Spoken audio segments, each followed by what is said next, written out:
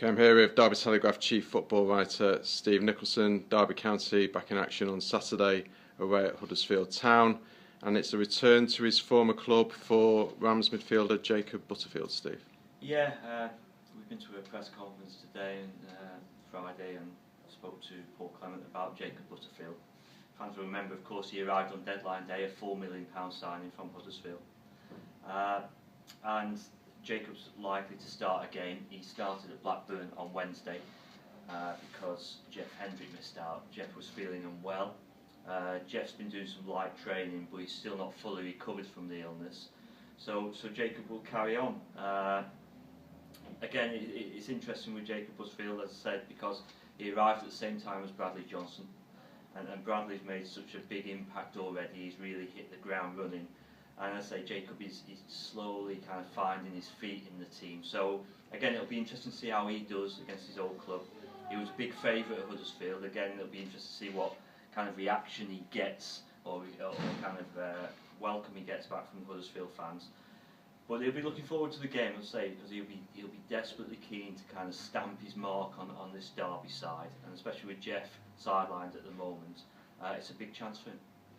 And you'll have good memories, Steve, of last year's game at Huddersfield, which was quite spectacular. Yeah, 4-4. This, it might sound surprising, but it was probably my least favourite game of last season. For those who know me, I'm a bit of a purist, believing that there's two sides to football, one with the ball and one without the ball. I'm afraid that day we didn't see any defending of note from either side. It was a remarkable gung-ho approach for a team that still had aspirations of winning promotion at the time. I think they were fifth in the table and still had a chance, certainly, of getting a place in the playoffs and seeing what happens after that. To concede 4 goals and then the following week to concede 3 at Millwall really, defied belief really. And it's not the type of game I enjoy.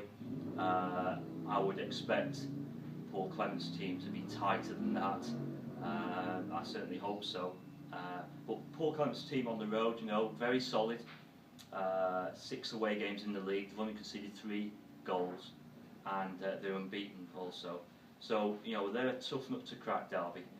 And that game, say, unfortunately lives in the memory with me for the wrong reasons. But Derby in good form, unbeaten in 7. Huddersfield have lost 1 of the last 6, so again they'll be fancying their chances as well. So it's going to be interesting to see how it pans out. And it's a second successive away game for the Rams after a hard-fought point at Blackburn Rovers on Wednesday night. Yeah, sometimes the way the fixtures fall, they're kind of unhelpful sometimes. I mean, when I was growing up watching football, you tended to play home and then away, and it was kind of alternate. You knew where you were, but suddenly you get these little cluster of games and you have back-to-back home games or back-to-back away games. And as you say, they had a tough game at Blackburn on Wednesday, a goalless draw. They didn't play well, particularly well with the ball. They played well without the ball, which was nice to see, got a clean sheet. But the interesting thing will be, and I said this before the Blackburn game, is how teams set up against Derby. At the weekend, Wolves came and Derby won 4-2 and probably should have won by more. And Wolves kind of were quite an open approach, which I felt was the wrong tactic on the day. I didn't expect that from Blackburn, and we certainly didn't see that from Blackburn. Very rigid shape, very, very disciplined from Gary Bowyer's side. They set up well, they crowded their own half of the pitch, they denied Derby time and space in which to play. And Derby couldn't find a way around that. They couldn't get quality ball into Chris Martin at centre forward, and he's a key figure for Derby. A lot of play goes through him, and if he can't find his feet with quality delivery, then it makes life more difficult. So Blackburn set up how I expected them to, and I thought they did it really well, and were a little unfortunate not to win the game on the night. Huddersfield, how will they set up? Again, we'll have to wait and see on that one, but if they do set up similar to Blackburn, then the onus will be on Derby to move the ball a bit quicker, see if they can kind of play between the lines a bit quicker, see if they can get balls into Martin quicker to his feet and then build off him. So again, I think at the moment Derby's reputation is that if you give them time and space, they can score goals and hurt you. And I say I wouldn't be surprised to see on a number of occasions this season, teams making it difficult